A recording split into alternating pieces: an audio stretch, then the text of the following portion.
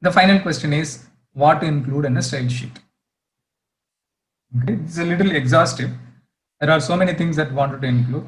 You have to differentiate between a style sheet and a checklist. Okay, they are similar but fundamentally different. Okay, so in a style sheet, what are the various things that you can include? First and foremost, what are the reference works that you are going to follow? For example, style manual. Are you going to follow CMS?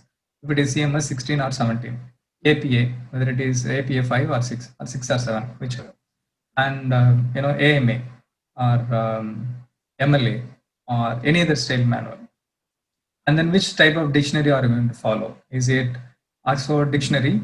Even if it is Oxford Dictionaries, is it Advanced Learners Dictionary or it's lexico.com? Or are you going to use Merriam-Webster's Collegiate 11? Or are you going to use any other dictionary? For example, Stedman, if you are following if you are working on a medical title.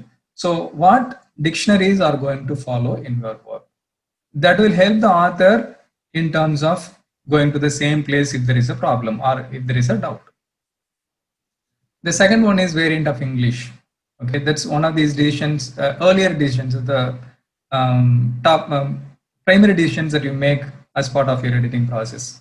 Is it American or British or Canadian or Australian or any other variant that you are going to follow? So all the people in the process will understand that. Third one is in terms of punctuation.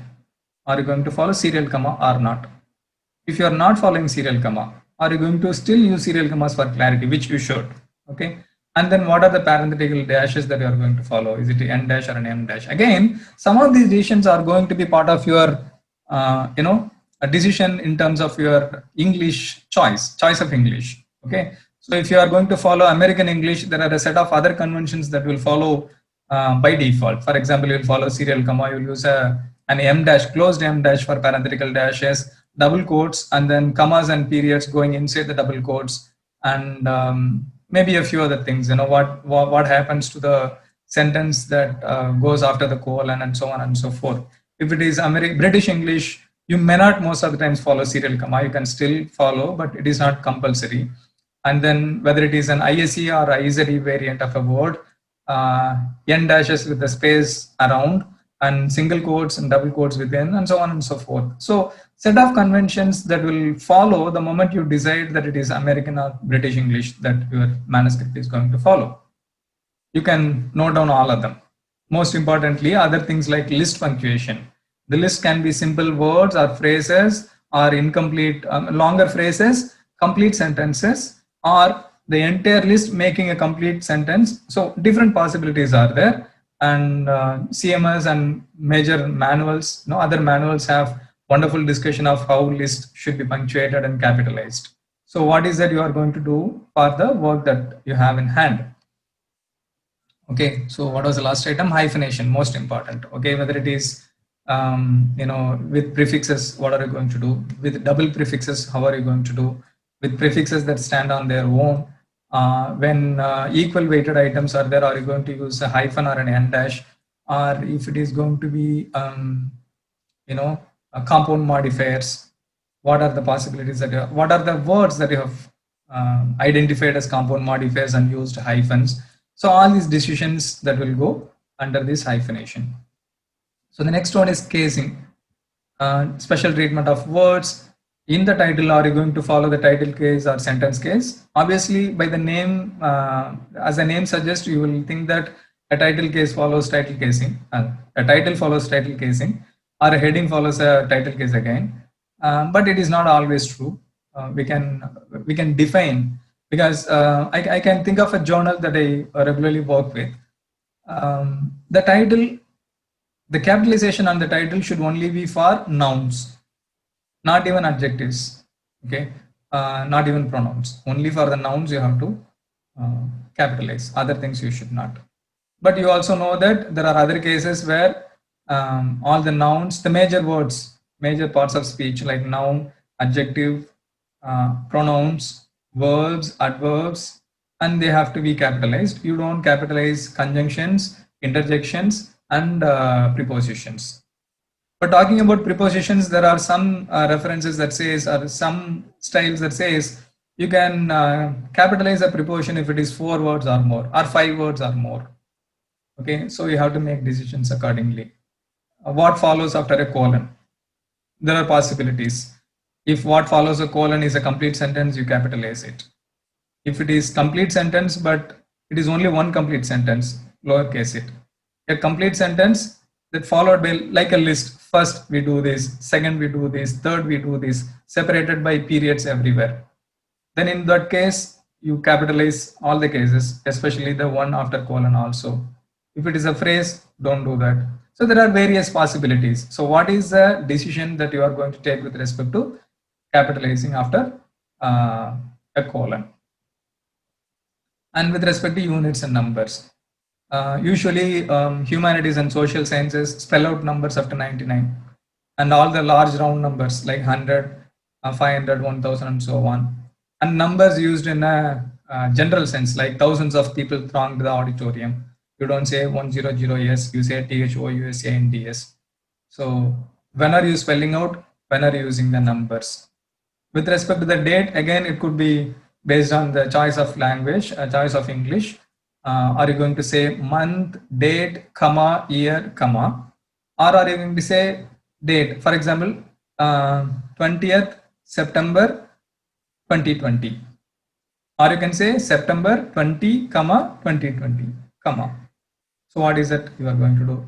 In terms of centuries, are you going to say 17th century, 17th century, the 17th century, or are you going to say the 17th spelled out, 17th century, and so on? Like the same way, decades. Are you going to write 1970 yes, 1970s, or the 70s? And about units, are you going to repeat units? Vary from 5 kg to 10 kg? Are you going to repeat kg?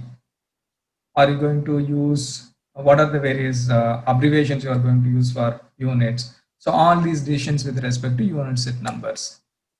And you will have decisions based on abbreviations. What is the criteria? Usually when there is more than one instance of a term being used, you will define it in the first instance and then use abbreviations later. In a journal article, you will define abbreviations in the abstract separately from the body part. Some of the journals say that don't abbreviate if there are not more than 3 instances. If there are only 2 instances, don't abbreviate. Somebody else may say, do not begin the sentence with an abbreviation. Do not begin a paragraph with an abbreviation. Do not use abbreviation in the title. Do not use abbreviation in the headings. A lot of possibilities, a lot of styles available in terms of using them. How are you going to use plural forms? When you say NP is an abbreviation for nanoparticle, are you going to use NPS when you say nanoparticles? Or you define nanoparticles in the plural sense as NP, which means any later occurrence of NP will be treated as plural. The verb has to be plural. All the pronouns have to be plural, everything. So you have to ensure that that appropriate plural form is defined and used elsewhere. So, and you can add, in fact, most of the journals or most of the authors, publishers would say, do not define very commonly known abbreviations. So what are the common abbreviations that you did not define? You can list it down here. The other abbreviations, you can list it down as a second column. So that's another possibility. You can include other usage, language usage, like are you going to allow split infinitives? And some of these are myth. For example, people say don't begin a sentence with and or but. It's myth. You can perfectly begin a sentence with an and or a but. You can end a sentence with because. You can use however in any part of the sentence. But still there are preferences by publishers that says however has to be in the middle of a sentence. You cannot begin a sentence. Nobody knows why. Maybe they can go to some obscure reference that says however should not be used at the beginning of a sentence. So it has to go near the verb that it modified. And talking about modifiers, they say modifiers have to closely follow the word that modifies, especially with verbs. But there are different possibilities. You can keep the modifiers in the beginning of a sentence, near the verb, or at the end of the sentence. And distinctions you can make, like compared with and compared to. In scientific writing, not much difference is made, but there are few people still who differentiate compared with and compared to. Compared with is more for quantitative comparison, compare to is more for qualitative comparison, and relative pronouns, that and which for restrictive and non-restrictive senses. Are you going to change if when it means whether? Okay. And use of contractions, are you going to allow it? If it is kind of semi-formal text, you can allow it. But if it is a completely formal text, you may decide not to use contractions. So all these notes and many others that you can under you can list under usage. And finally, this style sheet has an alphabetical list of words, okay, that says under A, B, C, D, E. You will list down words that are unique to your project, words that are capitalized, words that are hyphenated, words that are, let's say, set in lowercase, an abbreviation that has an "and" before it. Okay, so all of these things, unique places, timeline. If you are using fiction, even fiction, so you may add timelines. You can add character names and add some notes about character names. The most important point is some of the work that we do can be completed in one sitting. You take an article, 15-20 pages, you complete in 1 or 2 hours, you are done with it and then move away. So you don't have to worry about remembering them or recalling them later when you edit. But when you edit a book, maybe 400 pages or 1,000 pages book, you will do the editing part for well over 15 days. You have to remember every decision that you have made over these 15 days. How can you do that? Style sheet is one possibility. You can note down all these decisions in the style sheet. So you complete today's work. Let's say at 5:30 you wind up. Tomorrow you are going to start the work at 10 o'clock. Before you start the work, you go through the style sheet. It's like recalling before you go to the examination. You recall this, you review the style sheet, and then the decisions that you made, okay, so they are refreshed. So you go to the work, you understand what you are going to do. Alphabetical list of words is another wonderful idea to include in that aspect. Finally, what are citations and references? As I said earlier, are you going to use numbered citations?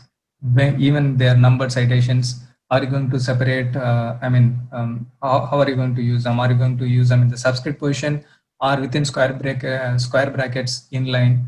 Or are you going to use author name system? And in which order you are going to use, and so on and so forth. And samples of all these reference entries. If it is a journal reference, how am I going to format it? If it is a book reference, how am I going to do that? So you can take a sample for each of the reference entries and then list it down, so that once again, it is a very good idea to share it with the author or the publisher so that they will understand the formatting of references at the end. So these are some of the things that can go in your style sheet. Most of the things that goes in my style sheet.